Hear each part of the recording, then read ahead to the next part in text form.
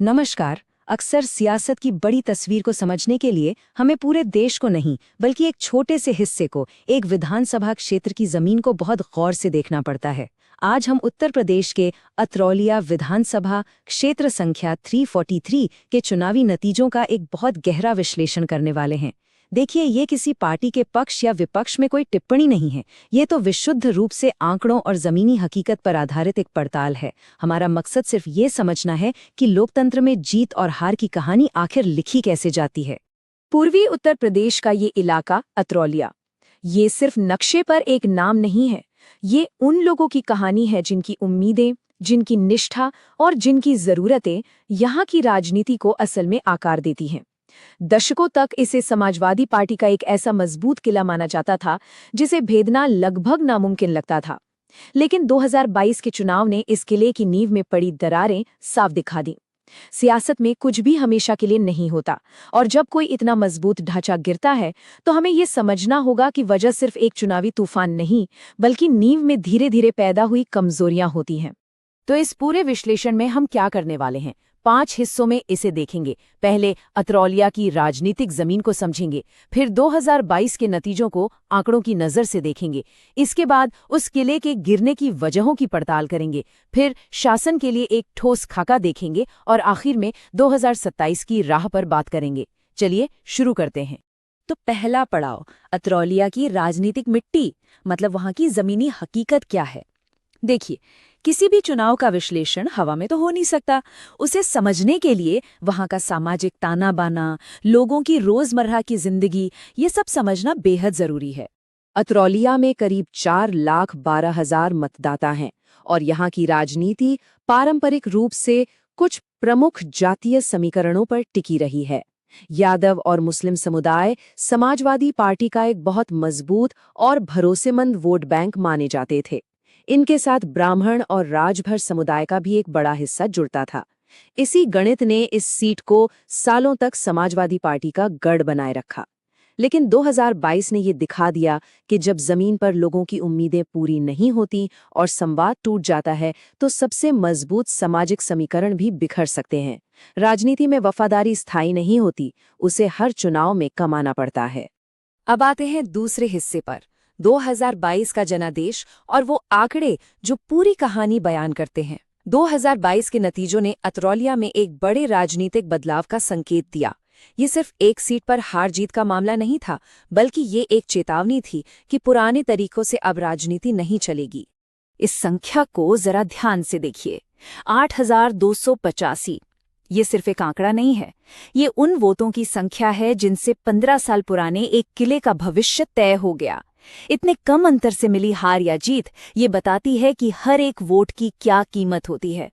ये हमें याद दिलाता है कि चुनाव हवा में नहीं, बल्कि पोलिंग बूथ पर एक एक वोटर को साथ जोड़कर जीता या हारा जाता है। जब अंतर इतना कम हो तो इसका मतलब है कि कुछ 100 परिवारों का मन बदलना भी नतीजों को पलट सकता था। ये बार चार्ट उस करीबी मुकाबले की तस्वीर को और भी साफ कर देता है। भारतीय जनता पार्टी को मिले 47.87% वोट और समाजवादी पार्टी को मिले 43.47% वोट, लगभग 4.5% का फर्क। ये फर्क ये दिखाता है कि समाजवादी पार्टी का कोर वोट तो काफी हद तक उसके साथ रहा, लेकिन एक छोटा मगर निर्णायक हिस्सा उससे छटक गया। ये स्विंग वोट था जो किसी भी पार्टी का नहीं होता और हर चुनाव में एक बेहतर विकल्प की तलाश में रहता है। बीजेपी इस स्विंग वोट को अपनी तरफ खींचने में कामयाब रही। अब इस पूरे डैशबोर्ड को देखिए, इसमें एक और आंकड़ा है जिस पर ध्यान देना बहुत जरूरी है, वोटर टर्नआउट यानी मतदान प्रतिशत, जो सिर्फ 55.06% रहा। ये 2017 के चुनाव से 6.1% कम था। जब भी मतदान कम होता है तो इसका सीधा असर उस पार्टी पर पड़ता है जिसके समर्थक तो हैं, लेकिन उनमें वोट डालने का उत्साह खत्म हो चुका है। कम वोटिंग प्रतिशत अक्सर सत्ताधारी दल के खिलाफ एक खामोश नाराजगी का संकेत होता है। ये दिखाता है कि पार्टी अपने सबसे वफादार समर्थकों को भी घर से निकालकर बूथ तक लाने में नाकाम रही। और अब सबसे अहम सवाल पर आते हैं, आखिर ये मजबूत किला ढहा क्यों? 15 साल के लगातार शासन के बाद समाजवादी पार्टी से ऐसी क्या चूक हुई कि जनता ने उन्हें नकार दिया? चलिए इसके कारणों की एक फोरेंसिक जांच करते हैं, परत दर परत। ये टाइमलाइन देखिए, 2007, 2012, 2017, एक के बाद एक 3 लगातार जीत। ये एक बहुत लंबा वक्त होता है, एक पूरी पीढ़ी का समय है ये। इतने लंबे शासन के बाद अक्सर एक तरह की निश्चिंतता आ जाती है, एक आराम का भाव आ जाता है। लेकिन 2022 में ये सिलसिला टूट गया। और जब कोई पैटर्न इतनी बुरी तरह टूटता है तो उसके पीछे कोई एक नहीं बल्कि कई गहरे और व्यवस्था से जुड़े कारण होते हैं। ये सिर्फ एक चुनाव हारना नहीं है, ये जनता के विश्वास को खोने जैसा है। हमारा विश्लेषण 5 मुख्य वजहों की ओर इशारा करता है। पहला, 3 बार के शासन के बाद की स्वाभाविक थकान, जिसे इनकम्बेंसी फटीग कहते हैं। दूसरा, राजभर समुदाय के वोटों का एक बड़ा हिस्सा जो निर्णायक साबित हुआ बीजेपी की ओर चला गया। तीसरा, समाजवादी पार्टी के पास कोई नई कहानी, कोई नया विजन नहीं था, जबकि बीजेपी का संवाद और पहुंच जमीन पर कहीं बेहतर थी। चौथा कारण, जैसा हमने देखा, मतदान प्रतिशत में गिरावट, जिसका सबसे ज्यादा नुकसान एसपी के मूल वोट बैंक को हुआ। और पांचवा और शायद सबसे अहम कारण, जमीनी स्तर पर पार्टी का संगठन यानी बूथ नेटवर्क का कमजोर पड़ जाना। वार्ड स्तर के कार्यकर्ता निष्क्रिय हो गए थे, जो किसी भी चुनाव की रीढ़ होते हैं। देखिए, चुनाव सिर्फ गणित का नहीं, कहानी का भी खेल है। इस स्लाइड में उन 2 कहानियों का फर्क साफ दिखता है जो अतरौलिया में सुनाई जा रही थी। एक तरफ समाजवादी पार्टी अपने पुराने कामों, अपनी विरासत को याद दिलाने की कोशिश कर रही थी। वहीं दूसरी तरफ बीजेपी ने राष्ट्रवाद और केंद्र सरकार की कल्याणकारी योजनाओं से मिले सशक्तिकरण को अपनी कहानी का आधार बनाया। एक तरफ अतीत की बातें थी, दूसरी तरफ भविष्य का एक आकर्षक वादा। नतीजा ये हुआ कि बीजेपी ने जमीन के साथ साथ डिजिटल मीडिया पर भी संवाद की लड़ाई जीत ली और एजेंडा सेट किया। और यहीं पर एक बुनियादी बात याद रखनी चाहिए। लोकतंत्र में नेताओं के शब्दों में बहुत बड़ी जिम्मेदारी होती है। हमारे संविधान का जो मूल सिद्धांत है वो हर नागरिक की गरिमा का सम्मान करना है। और ये सम्मान इस बात से शुरू होता है कि नेता अपनी बात लोगों तक कैसे पहुंचाते हैं, और उससे भी ज्यादा वो लोगों की बात को कितनी गंभीरता और सम्मान से सुनते हैं। संवाद कभी एक तरफा नहीं हो सकता। ठीक है, तो अब सिर्फ समस्याओं की बात नहीं करेंगे बल्कि समाधान की तरफ बढ़ेंगे। हमारा चौथा पड़ाव, शासन के लिए एक मजबूत खाका, मतलब खोए हुए विश्वास को दोबारा कैसे हासिल किया जाए। किसी भी हार के बाद सबसे मुश्किल लेकिन सबसे जरूरी काम होता है आत्ममंथन करना और फिर से निर्माण की प्रक्रिया शुरू करना। इस टेबल को देखिए, ये कोई सर्वे का डेटा नहीं है, ये अतरौलिया के वोटरों की सीधी आवाज है, उनकी शिकायतों का एक हीट मैप। सबसे ज्यादा शिकायतें हाई इंटेंसिटी वाली किस चीज को लेकर है? खराब सड़कें, जल जमाव और नेताओं का जनता से दूर हो जाना, मतलब उन तक पहुंच ही ना बना पाना। ये कोई बड़े बड़े वैचारिक मुद्दे नहीं हैं, ये लोगों की रोजमर्रा की जिंदगी से जुड़ी बुनियादी परेशानियां हैं। ये साफ दिखाता है कि जनता को सबसे ज्यादा तकलीफ शासन की गैर मौजूदगी से होती है। ये एक वाक्य ये वोटरों की पूरी भावना को समेट लेता है। हमारा भरोसा बड़े वादों से नहीं बल्कि टूटी सड़कों की मरम्मत करने और हमारी बात सुनने वाले नेताओं से जीता जाता है। ये एक बहुत सीधी, सरल और सच्ची मांग है। शासन का मतलब है लोगों की जिंदगी को आसान बनाना, और इसकी शुरुआत जमीन पर दिखनी चाहिए, सिर्फ भाषणों में नहीं।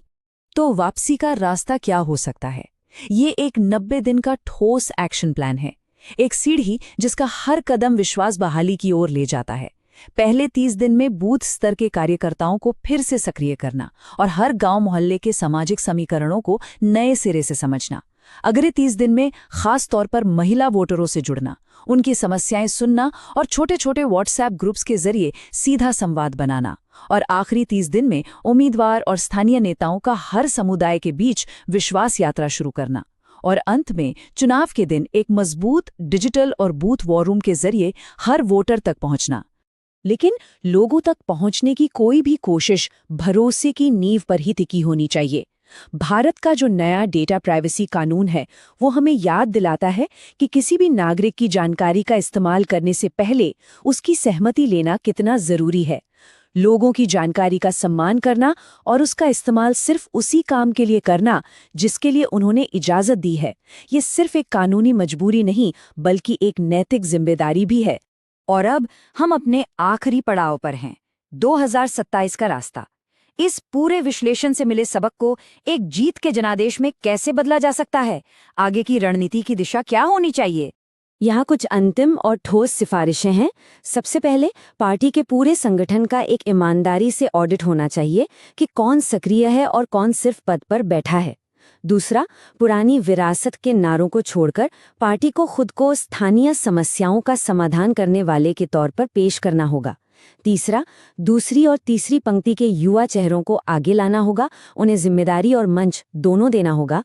और चौथा, शासन और समाधान के संदेशों को सोशल मीडिया, खासकर साप्ताहिक रील्स और फैक्ट चेकिंग के जरिए लगातार जनता तक पहुंचाना होगा।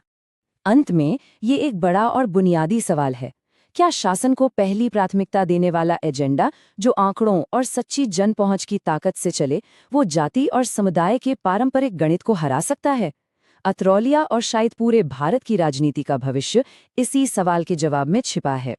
अगर आप एक जन केंद्रित नेता बनना चाहते हैं और अपने क्षेत्र का उत्थान करना चाहते हैं, तो blueprintstrategies.ai से mgr@blueprintstrategies.ai पर संपर्क करें या 08042041602 पर कॉल करें। उद्देश्य, राजनीति से परे,